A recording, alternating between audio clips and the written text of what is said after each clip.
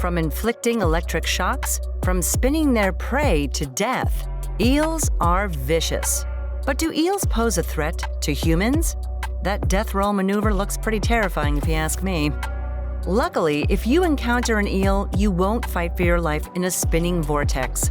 But even though they're rare, eel attacks do happen. A Moray eel ruined one woman's Hawaiian vacation. While lounging on a floaty, she felt something pierce her foot. Suddenly, the water around her turned bright red with blood. Strangers rushed her to shore, and she was seen by a doctor. At first, her injury was so painful that she thought a shark had bitten her. Who knew an eel could do that much damage? While her situation was pretty bad, at least she didn't suffer the creature's signature death roll. This technique is, fortunately, strictly used for hunting. The eel grips its prey in its mouth and relentlessly spins. All those pirouettes disorient the eel's victim, stunning it and making it very dizzy. The rapid motion swiftly snaps the victim's neck. It works especially well on animals bigger than the eel. That fish didn't even have a chance.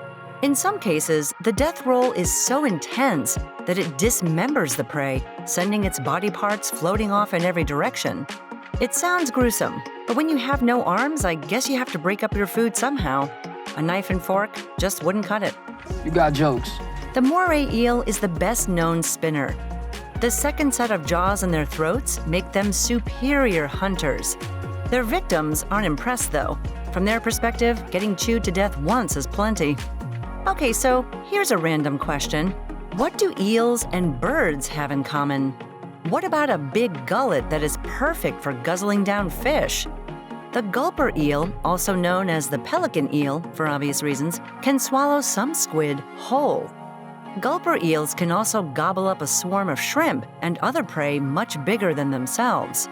It might be a situation where these eels' mouths are a lot bigger than their stomachs.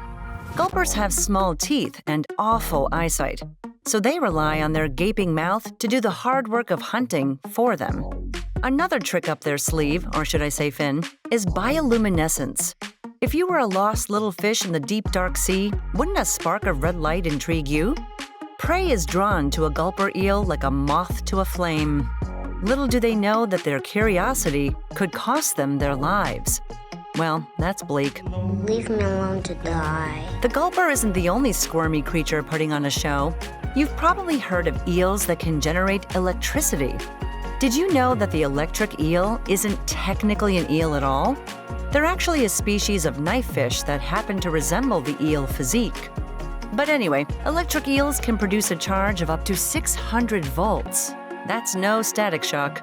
It's enough electricity to put you in the hospital. Yikes. Their electricity comes from within.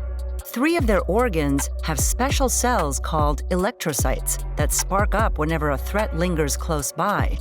The shock is most powerful when the eel jumps out of the water and is totally airborne when it zaps its target. Water conducts electricity, reducing its effect on prey. Their electric fields prevent electric eels from having any predators.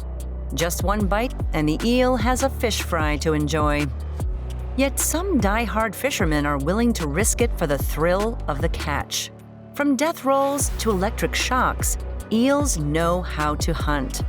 If you haven't had your fix of sea creatures that'll haunt your nightmares, you can meet the sea lamprey in this video. Killing their prey by spinning them to death and sending electric currents through the air and water is what eels and eel-like creatures do. And that's what makes them crazy creatures.